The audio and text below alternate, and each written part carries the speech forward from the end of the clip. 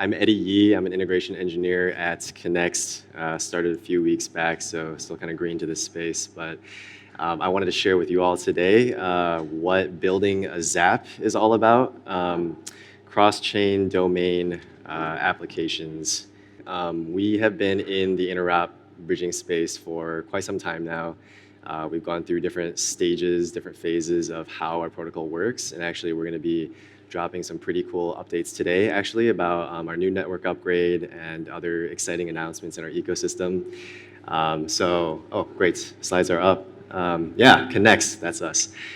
So my good friend Sanjay will be here later. I'm kind of becoming him today, so I already introduced myself. We're talking about Zaps today, which is like a shortened word for cross-domain native dApps. Domain in this sort of context for us just means the different execution environments that are available. So we're talking about everything from L1s to the different L2s to side chains and even non-EVM compatible chains. A very generalized sort of term for describing these different execution environments. So why do you care about Zaps? You want to build Zaps right now because unless you believe in a future where there's like one victorious chain and all transaction volume is kind of flowing through that one thing in the future, we kind of prescribe to the opposite mentality where there's going to be like not a winning L1 or L2. There's going to be sort of liquidity across different kinds of chains. People are going to be using different chains for different reasons. And so building a Zap using something like our protocol is basically hedging you against this future where it's not just like one chain takes everything. So you can build a cross-domain application that works on different chains and scale across the different users that are available in the different execution environments. The other thing is that there's been a lot of talks about like whether multi-chain or cross-chain is the future.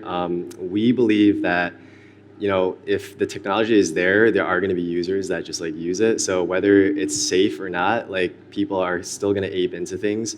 So what we kind of want to do is build a way for people to do cross-chain transactions in the safest way possible.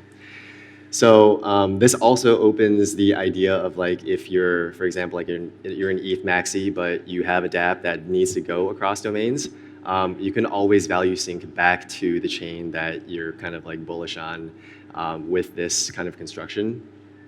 And the other nice thing is probably like the biggest thing is you can onboard users across different chains. So obviously ETH layer 1 is very expensive and you have a protocol that you want to have a lot of traction immediately. Some users are going to be priced out of many of these chains, but if you build a cross-domain native dApp, then you can onboard users from any of these cheaper chains. So that's definitely a big benefit for building things this way.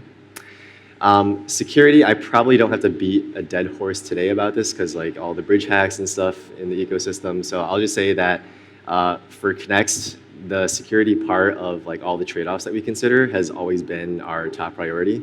So if you've had a chance to read through some of our blog posts that go deeper into the security models, you'll see that we've made a trade-off in many ways where we put security at the forefront, making our sort of bridge like as trust minimized as possible.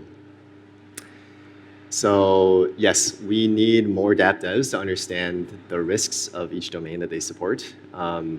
This is something that just requires research and upfront sort of investment in terms of a dev's time. So what we're trying to do is make development across chains as simple, as easy as possible, lower the barrier to entry.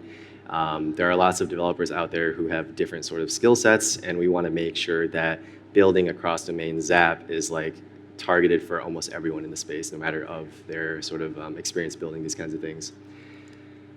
So cross-domain deployments have already been here. Usually they take the form of like apps that are deployed onto multiple chains, not sort of like managed together. They're kind of isolated and scattered and fragmented.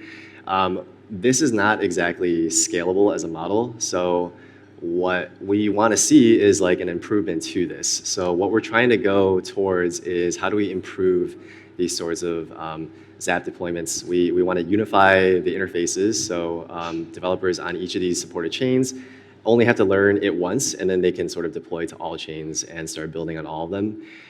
We want to abstract the bridging itself as well. So for the end user, like they don't really care they shouldn't really care actually about what chain they're going through, or if some of these if some of the flow is abstracted to them, it actually makes their experience better, because a lot of the time people are just trying to send some information without caring about what's happening under the hood. So we think that in order for the end user experience to be as smooth as possible, we try to abstract the bridging flows underneath as much as possible.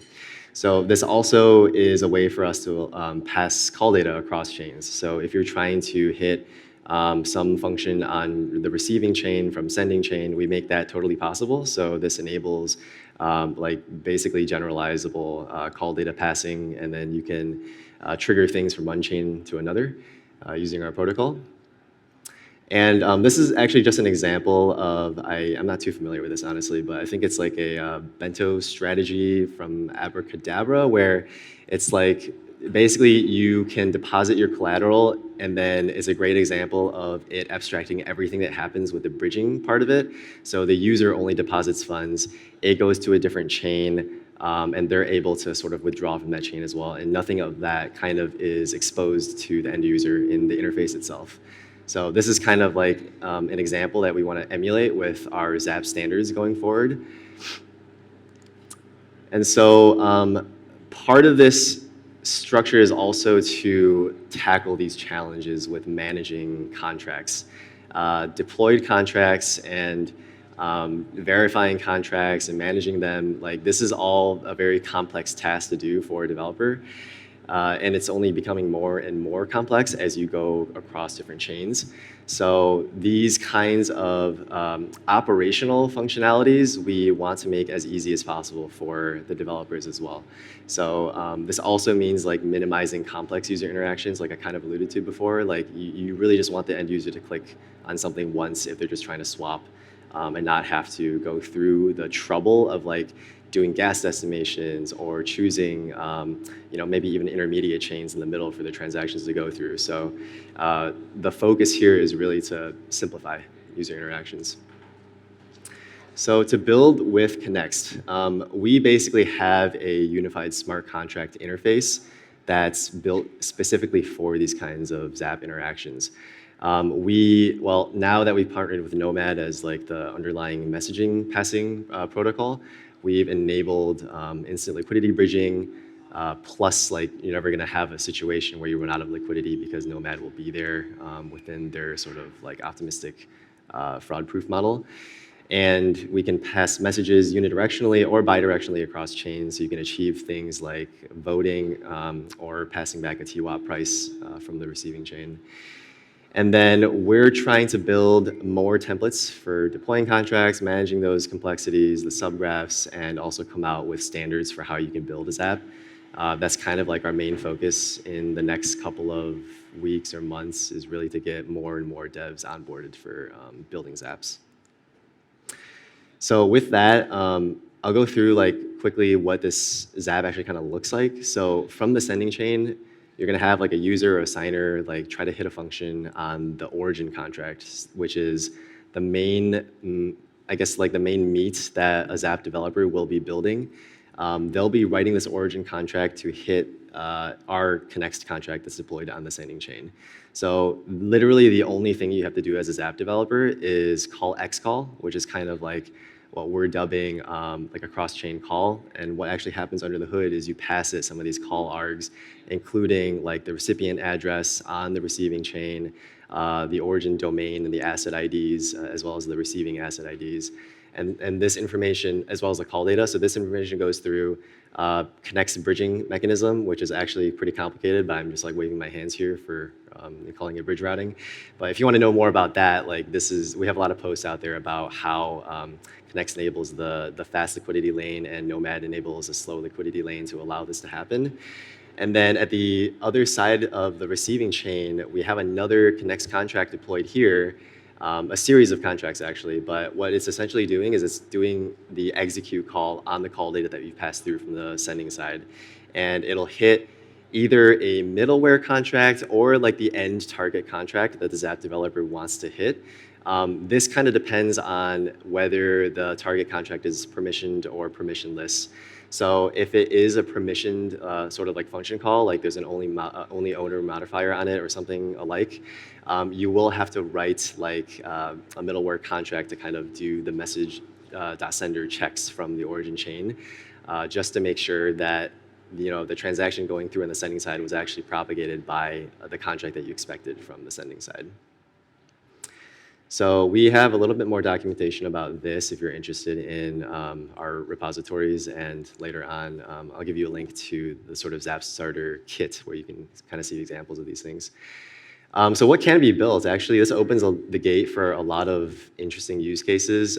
Cross-domain zaps are basically you just zap in with some asset on the sending chain. You get a different asset on the receiving chain, and you can quickly deposit that into an LP or something. You have cross-domain governance, where maybe you have most of the DAO token liquidity on one sending chain that's expensive, and you also have those tokens on a receiving chain that's less expensive, but it's a way for you to sort of make the cost of executing those proposals cheaper. So that's enabled here. Yield optimizing, DEX arbitrage, and then cross-domain borrowing are other examples. We're going to be having a hackathon this weekend at ETH Amsterdam, where we're actually trying to push more people to try to build and like actually give us these question marks of like what's possible, because we haven't even explored much like what is available with this new model of cross-domain transaction execution. So we're really excited to see what everybody else in the space can come up with, and if you can, there's like quite a bit of money on the line if you want to try to win that. So I'm just kind of shilling for our hackathon this weekend. So where do you go from here? Like I said, come to our hackathon, start building on top of these things. We are live with a testnet for our network upgrade that's coming soon. The hackathon is meant to like start building on that new testnet, because we've kind of alleviated a lot of the DevX pains for building xApps, and we want to make sure that the thing that we build is actually easy for developers to use. So we would love more and more of that feedback. So please just start building and join our Discord, and give us feedback on what we can improve on. So this is the link to our repository. The Zap Starter is a kit that you can look at different ways to conduct these cross-domain executions or transactions. And we'll be adding more and more examples to this as we go forward and as we prepare for mainnet launch of our network upgrade. So yeah, please build with us. And thank you for being here today.